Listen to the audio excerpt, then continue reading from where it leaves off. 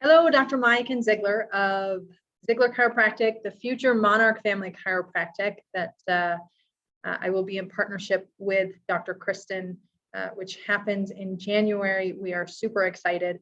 And so anybody here who is coming from either practice, I just first want to thank you for taking the time to show up today on a Tuesday night. There are a lot of people who are choosing, whether it's intentional or not, they're not showing up for an educational workshop on low back pain.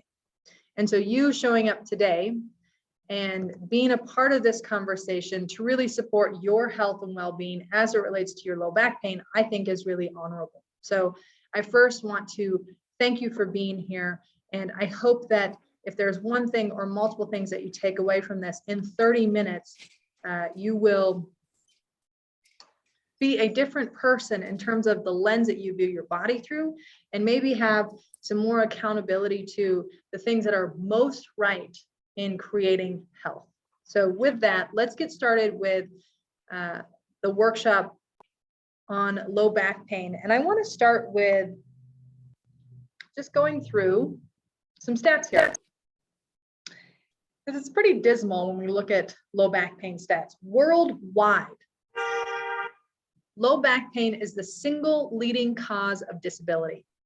So the horn was perfect for that lead in there. So understanding where low back pain comes from and having appropriate treatment or care to address low back pain is pretty significant. If we can keep somebody or a person productive and able-bodied and have the ability to do what they need to do on a day-to-day basis for a lifetime, it would certainly impact our health, our healthcare system, our healthcare dollars. So back pain is one of the most common reasons for missed work. In fact, it is the second most common reason for visits to the doctor, outnumbered only by upper respiratory infections. Okay. Interestingly, this is a side note, number one reason going to a doctor is upper respiratory infections. So when I see a body that is having trouble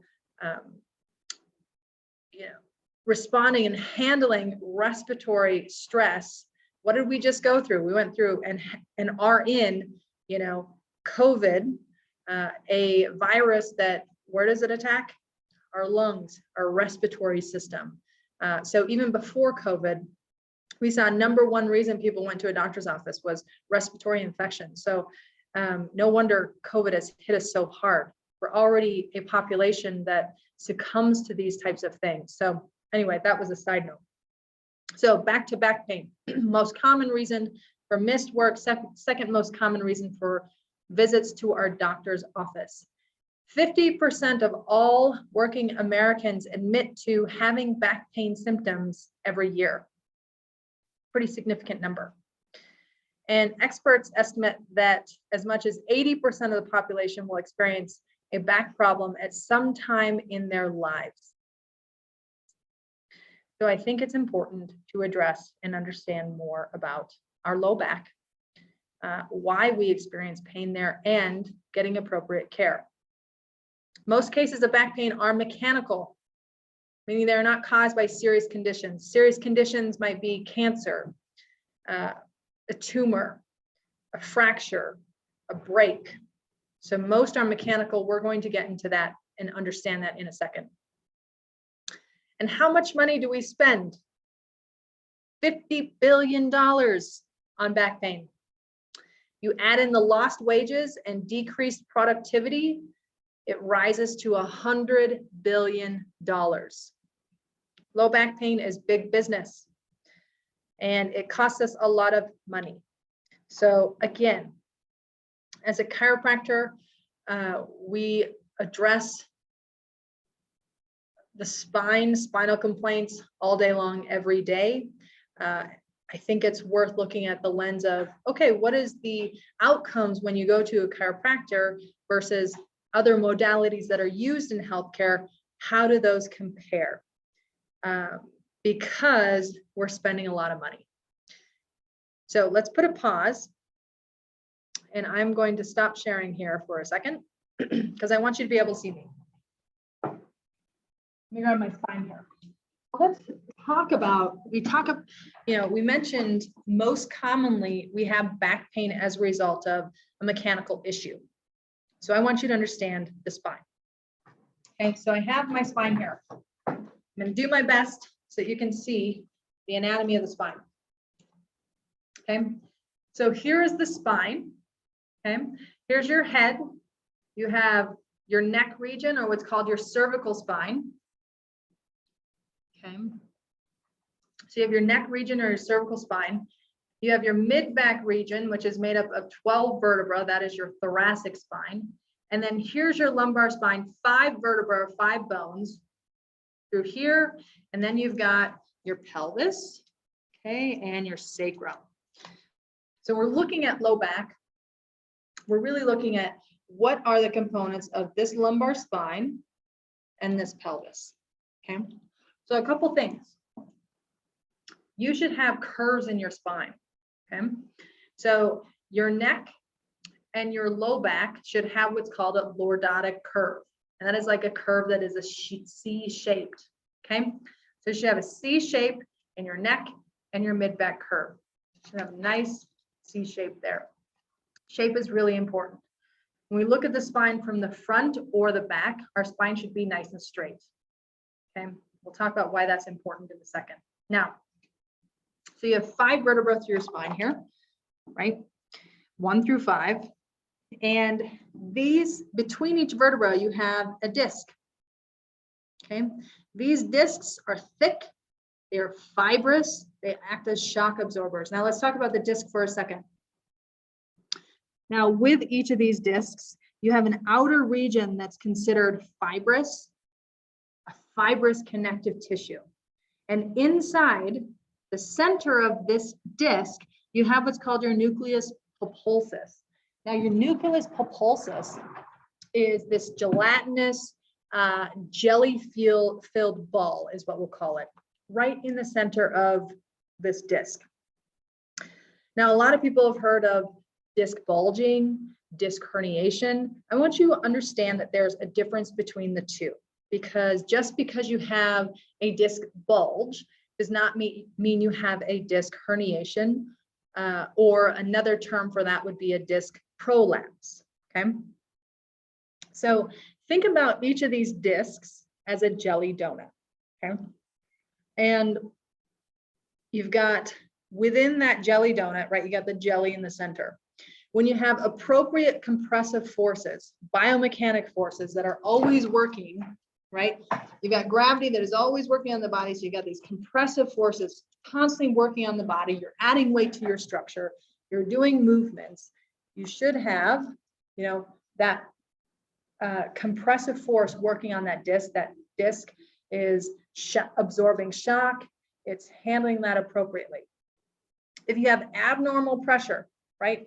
You've got a curve that's shifted, or you've got a subluxation, right? A malalignment in the spine, and it impacts those biomechanical forces being placed on that disc. You can have that nucleus pulposus, or that jelly portion of the disc, start to push one way or the other, okay? When it pushes one way or the other, what happens? We can see stress that takes place into where this where this nerve exits out of the spine. Okay, so it can impact the spinal cord, it can impact the nerve system. Okay, now a disc bulge is a disc that's got abnormal compressive forces pushing that disc outside of its normal surface area. If you get prolapse or a herniation, that means that jelly material has that total compression of a disc. That jelly material is escaped the disc, and it's starting to seep into an area of, where that nerve exits out, which is called a foraminal foramen, or we see it within the spinal cord. Let's see, where's my other. Let me show you this. Okay, or we see disc space exit out in the back through here and impact the spinal cord. So you can have a disc bulge, which can bulge into the space, or you can have jelly or that nucleus pulposus that seeps into and starts to take up space. Very different here. Having said that, you can have a disc bulge, you can have a disc herniation that will cause pain. And depending on the levels of pain, you know, I mean, it can be a disc bulge. You can see that in somebody's spine, but they may not necessarily experience pain all the way to a disc herniation, disc prolapse, where they're experiencing 10 out of 10 pain. Okay, so it can be in the ranges, but certainly a prolapse, a disc herniation is significantly a bigger problem. Once you introduce that into this space through here, the immune system is triggered, and we see a lot more challenges take place, and healing and recovery can take much longer. Okay? Now understand, look at how thick these discs are in the lumbar spine, right? You have nice thick discs. Those should remain nice and thick, healthy discs. And what we're finding, there's differing sources, but some sources are saying that our spine should maintain its structural integrity between 180 and 100 years, right? Should be no problem. There's another source that says up to 130 years. And when we say, you know, it should maintain its structural integrity, that means that at 125 years or at 80 years, that's when we start to see breakdown. Not that the, you know, the spine is, it's kaput, it's done for. No, that's when breakdown occurs. And so when we see breakdown and degenerative changes taking place much earlier on in life, it gives you an idea of how much stress this body has incurred over time, where you see degenerative changes take place. Okay. So let's talk about a few things that could really exacerbate or cause stress to a lumbar spine, and really the spine. First, one of the most challenging postural positions that our lumbar spine can go into is flexion and then rotation. Okay, and actually the degree of rotation that our lumbar spine does is between, it's really tiny, 6, 7, 8 degrees. So it's very small. So if you are working around the house or doing any type of movement that stresses the lumbar spine, right, where you flex forward and rotate, you can imagine that over time, if you're doing that frequently and on a consistent basis, that's going to put stress on a lumbar spine, right? Let's talk about vacuuming, right? What happens with the vacuum? You push forward and sometimes you rotate, right? We just had our first snow. We didn't have to shovel, but what happened? We bend forward, we twist, we load the spine, boom. That's why we see a lot of uptick of low back pain problems in the winter time, because people are shoveling a lot. Sweeping, right? We lean forward and we twist and rotate, right? We add weight to our structure. We go grocery shopping, we bend forward, we lift, okay? Sometimes we put it over our shoulder. Those mechanisms predispose your low back to stress. And you do that over and over and over and over. And that's where we start to see breakdown take place, because our spine can only take so much stress. Now, let's talk about this, because I'm sure you've heard of, maybe you've experienced it yourself, or maybe some friends. We certainly hear about it in the chiropractic office. I've had multiple people come in saying, man, I was just putting my leg through my pair of pants and my back blew out. Or I was just reaching for an envelope on that top shelf and my back went. Or I was trying to grab a toy on the ground, picking up after my kiddos, and my back went. Now, was it the toy, right, that probably weighs a pound? Was it the envelope that's literally a feather? Was it putting your legs through, your pant leg that caused the problem? Probably not.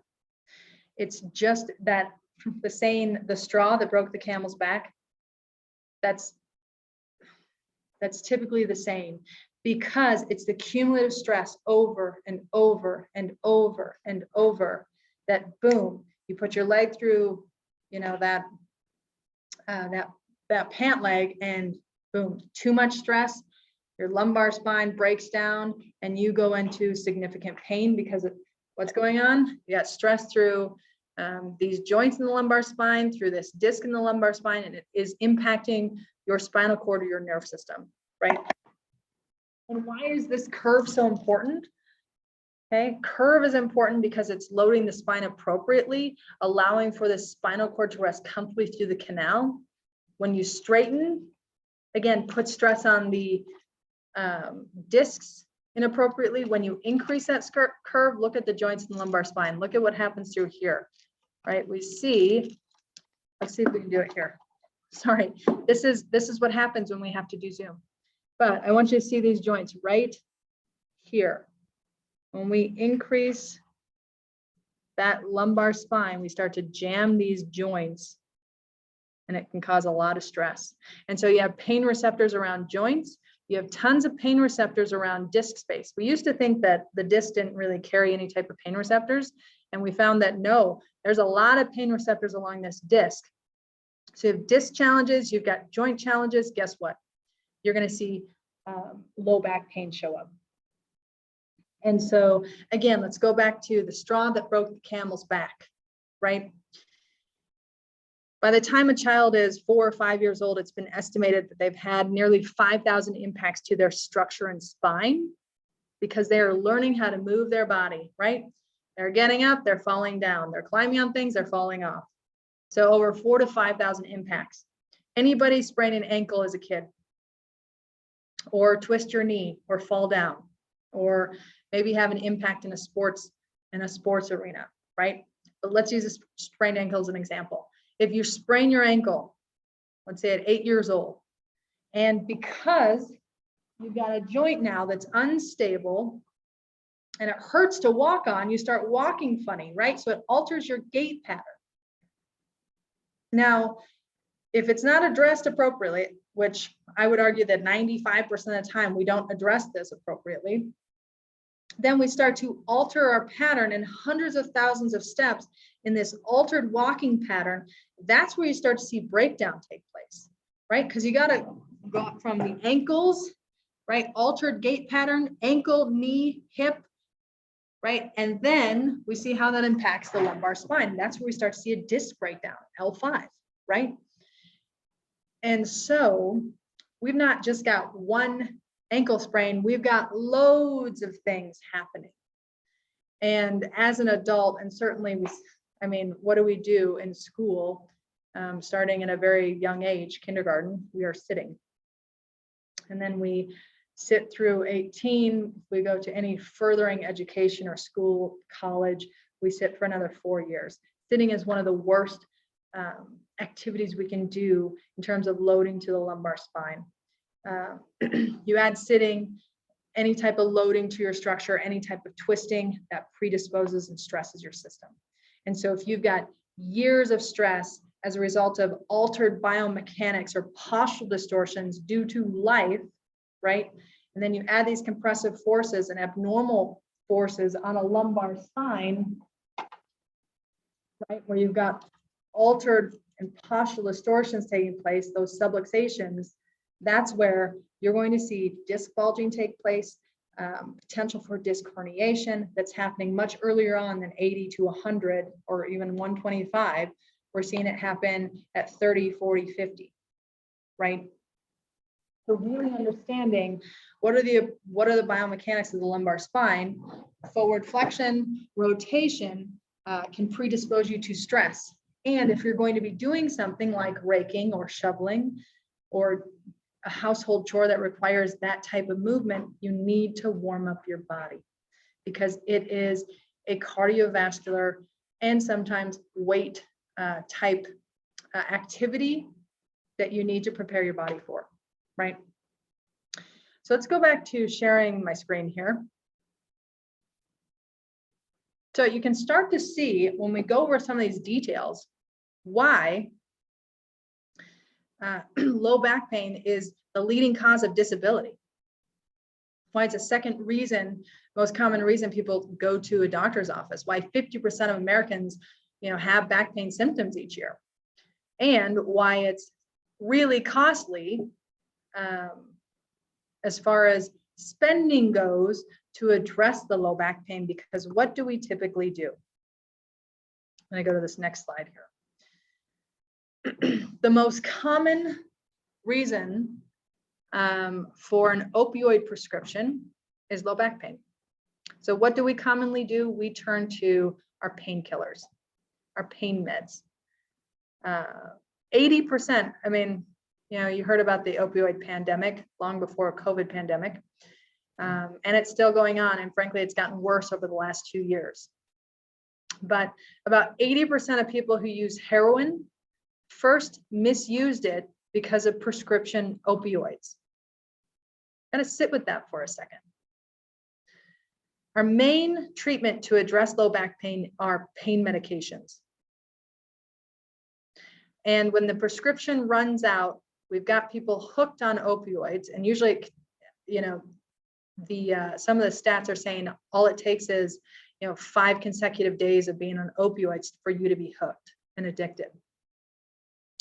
So we've got people who are going to the doctor, experiencing low back pain, being placed on opioid prescriptions, and at some point that doctor will no longer prescribe opioids because it's, number one, a problem, number two, not good to be on long term, number three, it's not addressing the complaint. And now because of that, people are hooked and they're finding other ways to, fulfill this addiction. 80% of people who use heroin first misused prescription opioids, right? So we got to think about prescription drugs and, recreational drugs.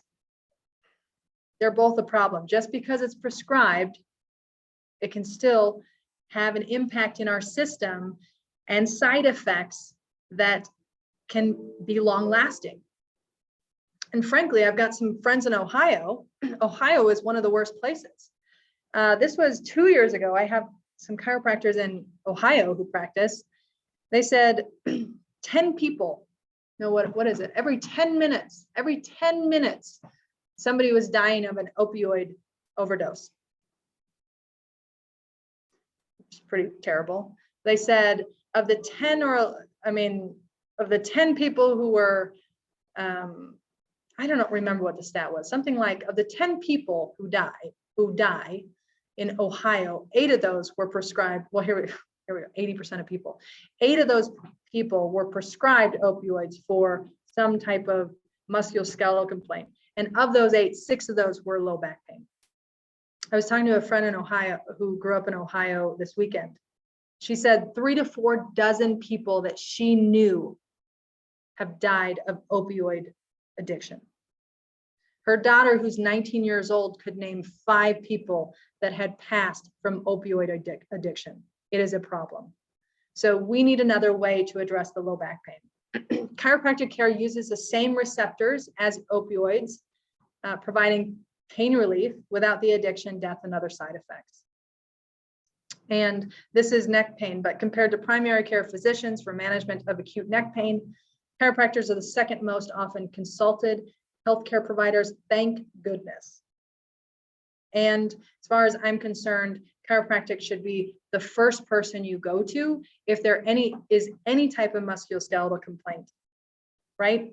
If a side effect of chiropractic is improved movement, pain relief, better energy, better flexibility, then shoot, absolutely. And I'll tell you, it'll cost a lot less than $50 billion a year, in addition to the $50 billion lost in productivity and disability. So chiropractic, this is a allopathic research paper, but they found chiropractic is really healthy because guess what? People who utilize chiropractic have less prescription meds. We don't need any advanced imaging like MRI, CT, X-ray, lowest referrals for injections, and lowest use of referrals for surgery. In fact, the number was 0. Pretty dang good, right? But chiropractors got other great research that shows, oh, it gets better than this. We see better brain function. We see improved health status. We see people have better energy and attitude about how they experience life, right? Better flexibility, less frequency of getting sick. So chiropractic so much bigger than what the allopathic model of research will look at in terms of outcomes, right? Well, they're not needing prescription meds, imaging, injection, surgery. So much more to life than that piece, right? By the time you're there, you've been sick for a long time. Your low back has been under stress for a significant amount of time. So I want to show you this study. So this was out of Spine in 2003, and this was just looking at, treatment of chronic disease. And if we prescribe drugs, if we refer to an acupuncturist, if we refer to a chiropractor, what did we see in response? Now, I want you to look at this top line, years of chronic spinal pain. In the group of drugs and acupuncture, these folks were in chronic pain for 4.5 years.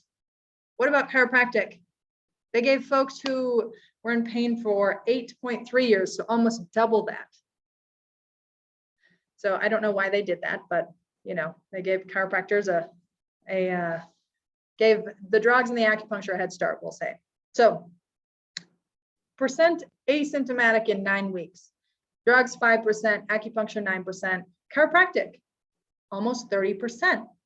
That's a significant change. If you're talking about 8 years of pain, and in 9 weeks, 30% of people were completely asymptomatic, that's a big deal. Now let's look at adverse effects. Drugs, we saw 6%, acupuncture, chiropractic, 0. That's great.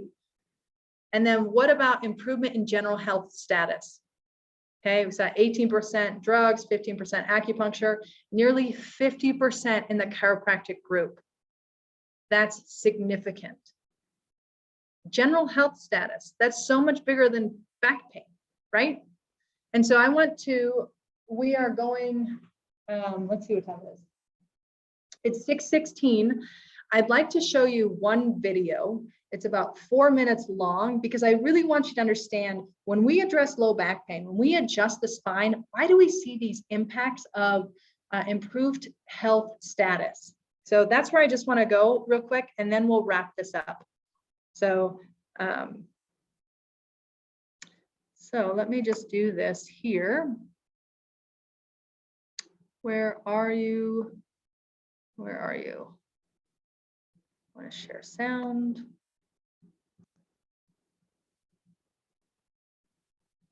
Here we go.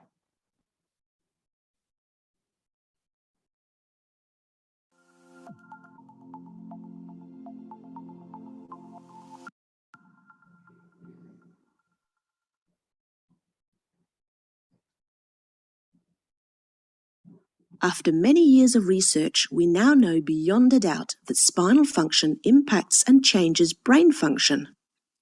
Scientists call these changes that happen in our brains neural plastic changes.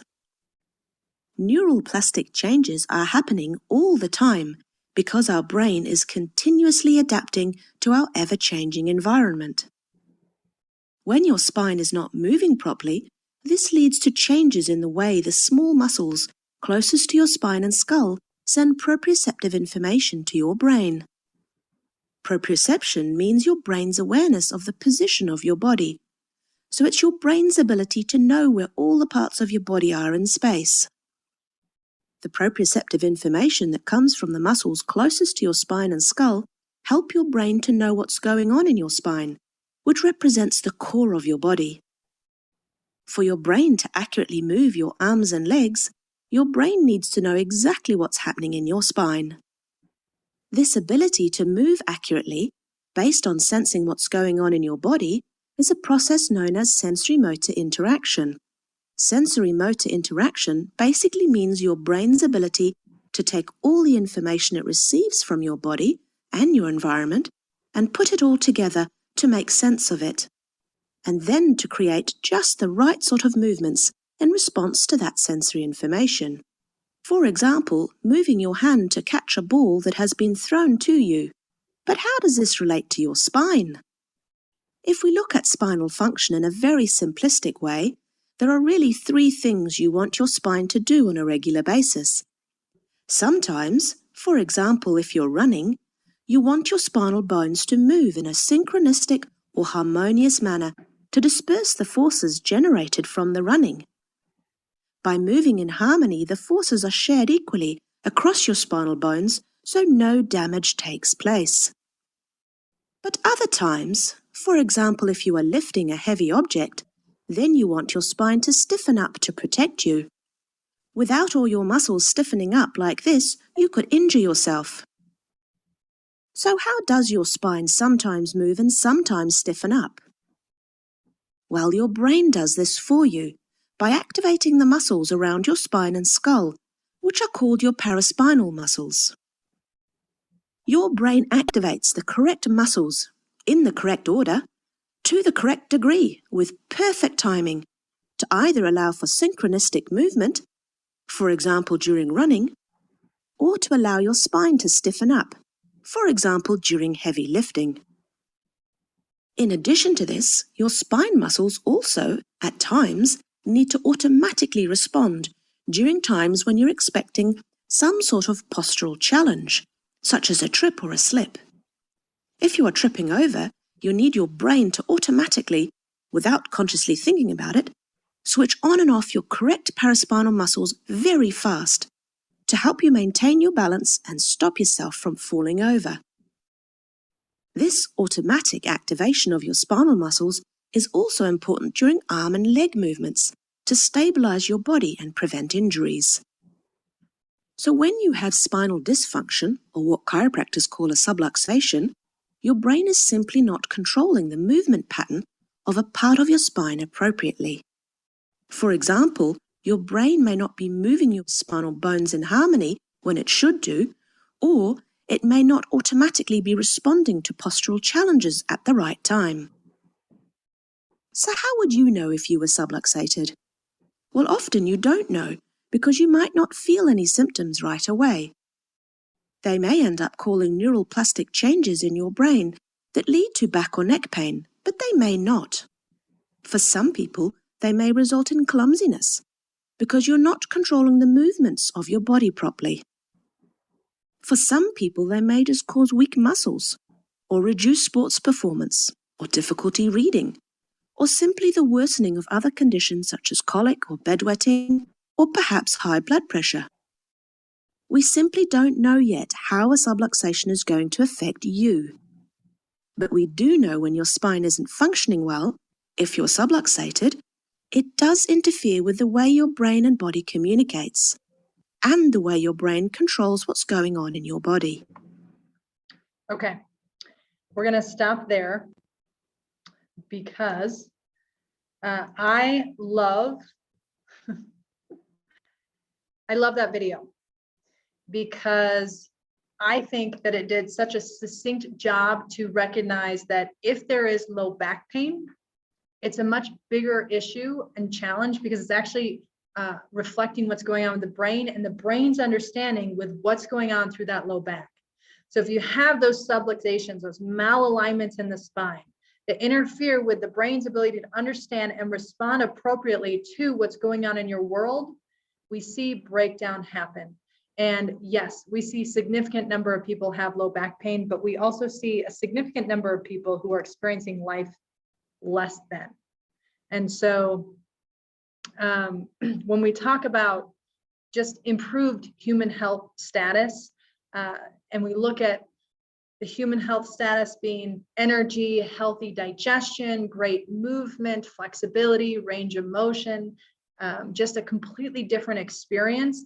That's why, because when we adjust you, we're helping support healthy movement in a lumbar spine, but ultimately it's impacting the brain and the brain's ability to better adapt and respond to what's going on in your world. Whether you are lifting, whether you are running, or whether you are trying to, in the moment, catch yourself from falling because, you were riding a scooter or going down a slide. So I will end here because I know I've gone over, and I appreciate all of you who've stayed on with me. If you were tuned in last week, you would understand why low back pain right now is something I take so personally. I mean, you talk to a lot of people in Ohio, they are taking it personally. I had my childhood best friend whose parents were my second parents. Her dad committed suicide on Thanksgiving because he was in chronic low back pain, because he couldn't handle the pain anymore and there was nothing available to him to address it. And I'm not saying chiropractic would have been able to address it now, but it would have been able to address it 20 years ago or 10 years ago. And so low back pain kills. If the opioid epidemic has taught us anything, is that it kills. And we spend a lot of money in healthcare to treat the problem when we need to start addressing what's really going on. And if there's some biomechanical stress in the lumbar spine, then guess what? These people need to be seen by a chiropractor, period. And so this is my challenge to you, understanding that you now are equipped with information that most people don't know about, is who do you know that may have back pain, doesn't have to be in the low back, but may have back pain or other concerns that indicates a body stressed and subluxated and having trouble adapting, because they should be in and getting chiropractic care. So kudos to you for showing up tonight to understand your low back, your low back pain, your low back, I should say. If you're in pain, better understanding low back pain, but really doing the work to take care of a healthy spine, doing the work to take care of a healthy brain, because you are literally changing the trajectory you were on to be healthier 5, 10, 20 years from now. But life does not stop, stress does not stop. And so you choosing to do that on a consistent basis will continue to elevate your level of vitality and health from within. And that is honorable. And I am honored, Dr. Kristen is honored to be a part of your healthcare team, to be a part of a community that really wants to make some changes in their health. And I hope, we can't do this alone, I hope that you bring your family and friends along with you, because it's pretty heartbreaking what's going on with my best friend from growing up. It's pretty heartbreaking. It's not okay with me. So I'm going to stop the recording now. If you have questions, go ahead and pop your video on, and I'm happy to answer those. Otherwise,